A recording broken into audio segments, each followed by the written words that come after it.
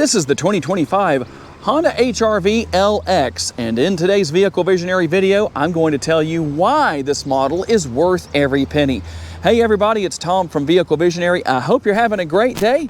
We're at Holmes Honda in Shreveport, Louisiana today to go over the particulars on this HR-V that has a base price on the LX trim level of $25,400. For those of you that are always saying, show us the lower trim levels, you can't get any lower than this with the HR-V. It has a platinum white exterior and a gray interior. For those of you that don't want a jet black interior, here's a great option for you. And one of my personal favorite features is the pass-through that's built into the center console. It may not be very big, but you know what? I like seeing that space being taken advantage of. We'll also find a USB port on each side. This model is front-wheel drive. All-wheel drive is available with the HR-V depending on what you want or need. You're gonna find LED headlights and LED daytime running lights, and out back we will find the LED tail lights. Here is the remote. You can see everything you have there, lock, unlock, and you also have your panic button. Now, as far as this model goes, you have Honda sensing, even on the base trim level. That's gonna be adaptive cruise control, collision mitigation braking, lane keeping assist, road departure mitigation, and traffic jam assist. When it comes to your side view mirrors, they're manually folding, but they are power adjustable. Again, keep in mind trim level and price point here.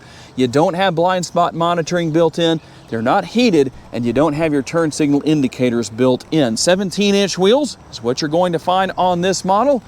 Our rear roof spoiler finishes things off with a nice look, and our LED taillights, as I mentioned earlier in the video. And you don't have a power tailgate, but you just barely move that, and there you go. You can see the dampening takes over, and it's going to go ahead and open. Those struts help out with that we have on each side. And something else that I think will bring a lot of peace of mind is the presence of a spare tire.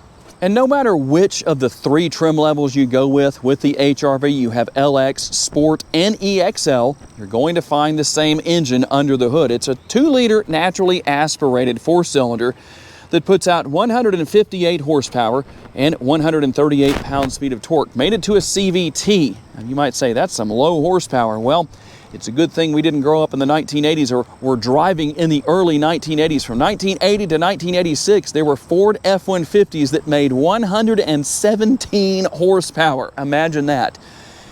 Don't think I would enjoy that too much.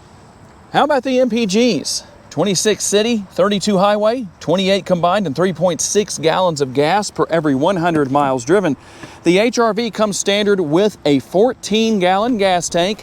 On a single tank of gas in the city, you can drive 350 miles. Out on the highway, you should be able to drive about 420 miles. Cargo capacity ranges between 24.4 cubic feet up to 55.1 cubic feet. Cargo lighting found here in the rear area, and the 12-volt power outlet. If you need to power something, it's nice to know that you have that option. And here is how everything looks with the seats folded flat. And now we'll take a look into the second row, the rear seating area. Nice comfortable armrest. I do like that it's relatively flat. This front area has a minor angle to it, but not too bad. The bottle holder right there. The only things that I do wish Honda would do differently here is, while you do have some recline built into these rear seats, I know a lot of you would like to see that be adjustable. And if you ask real nicely down in the comments section, and I know I'm with you on this, it would be awesome to see Honda bring back the magic rear seats. If you're not familiar with what that was with the first generation of the HR-V, you could raise the seat cushions up like this and help increase your cargo area back here. A lot of people found that to be a very useful feature.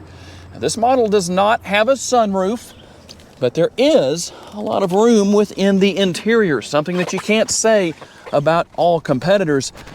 No air conditioning vents or USB ports here in the rear, but as far as the AC goes, with an interior of this size, I don't think that's going to be a big deal. How about the sticker price? That's very important as to why it would be worth every penny. As far as the HR-V goes, In this case, we're looking at $27,250. Let's see what else you get for that price. You're going to have manually adjustable seats for the driver and the passenger. We'll find some space within the glove box here and a larger door bin and armrest. On the front doors for the driver and the passengers up here, the upper console, you can see some of the features and functionality that's up there. Not a whole lot going on, but you can see what is here as far as that goes. Over here on the driver's side door, the only window that is one touch down and one touch up, that's why it says auto right there, is going to be the driver's side. You'll have to hold the buttons down on the other three windows, but you can lock and unlock the windows, lock and unlock the doors, and obviously control the positioning of your side view mirrors. If you are interested in impressing people at Cars and Coffee with a front wheel drive burnout, turn traction control off first. I don't really encourage you to do that, but you can laugh at it, right? And right here, the lever we drop to adjust the tilt and telescopically adjustable steering wheel. Our steering wheel mounted controls are here. Everything for your adaptive cruise control is going to be here. You can change the volume of the radio and what you're listening to, voice commands, and you can go home by pushing that button on the driver's display. And here's what we've got. Quite a few different things we can use the scroll wheel to go through. Settings, you can determine what is and is not displayed on the driver's display. So a few different things for some functionality and some changes depending on what you want to do with all of that.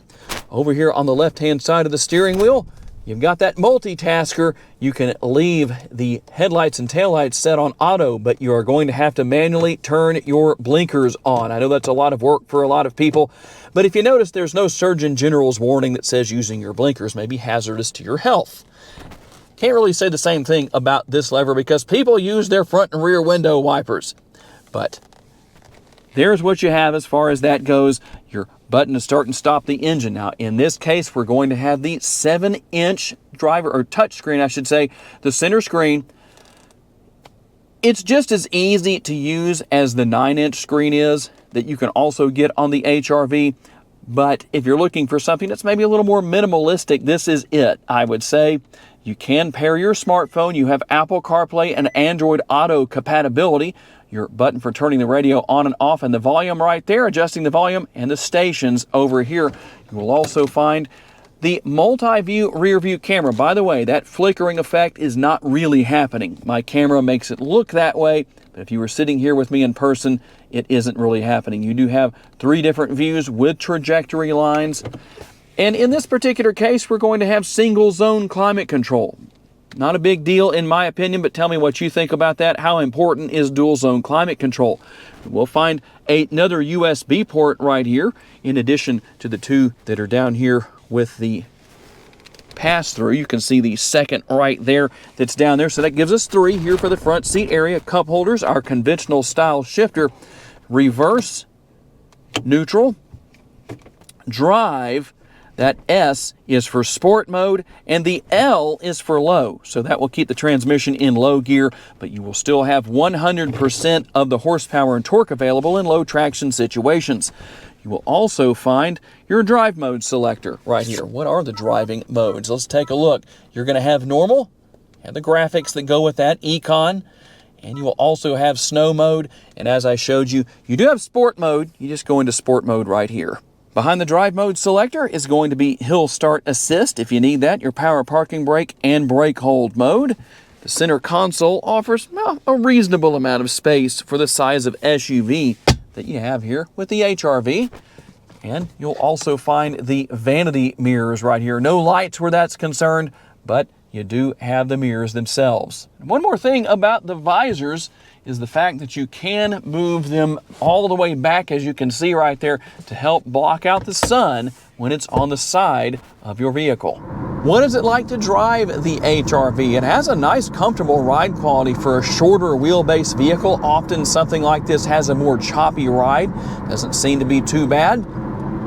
It gets down the road in, I'd say, a respectable manner. It's definitely not neck-snapping performance, but with 158 horsepower, even if you were going downhill with a heavy tailwind, I don't think you would expect too much.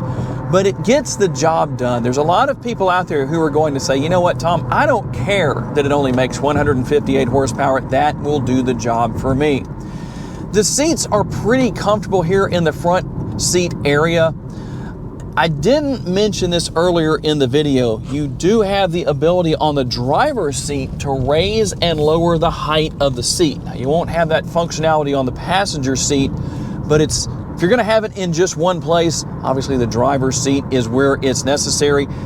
With the seat being adjustable that way, with the steering wheel being tilt and telescopically adjustable, no matter your height, you should be just fine as far as being able to drive the HRV. In fact, I feel confident that somebody, at least one person down in the comments section, can tell us who is over 6 feet tall, or maybe you're down around 5 feet tall, that you're able to adjust everything just right to where you're nice and comfortable, easy to see, no big deal. And that's something else that's really nice here, is that the HRV is easy to see out of from all windows. Although you don't have blind spot monitoring here, you're still going to be able to see no problem whatsoever.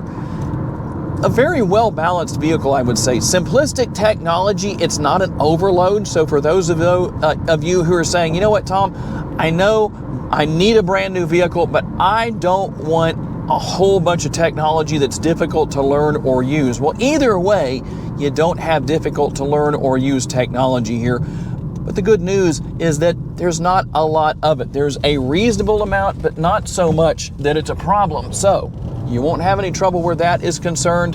And let's just get on down the road here a little bit. A little bit of a rough area. Let's listen.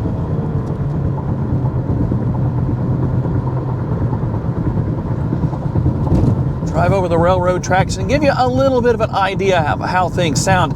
Now keep in mind, my microphone picks up a lot of noise, so it may make things sound a little bit more noisy than they really are.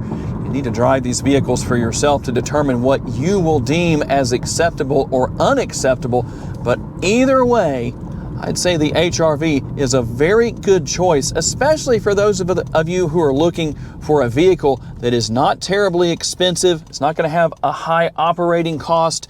That's a good thing. The HRV definitely delivers in those areas.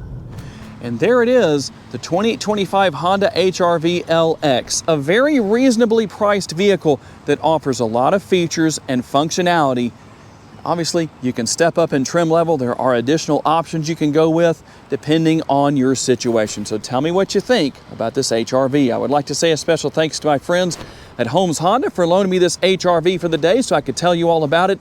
And a special thanks to all of you for being kind enough to give me the opportunity to give you a vision for your next vehicle. If you enjoyed this video, please be sure to hit the like button. Make sure to subscribe so you don't miss any future videos. And if you would please, share this video on your timelines on social media so other people can see it. If you'd like to learn about additional vehicles you may wish to consider purchasing, check out the video that's on the screen right now, and I will see you there.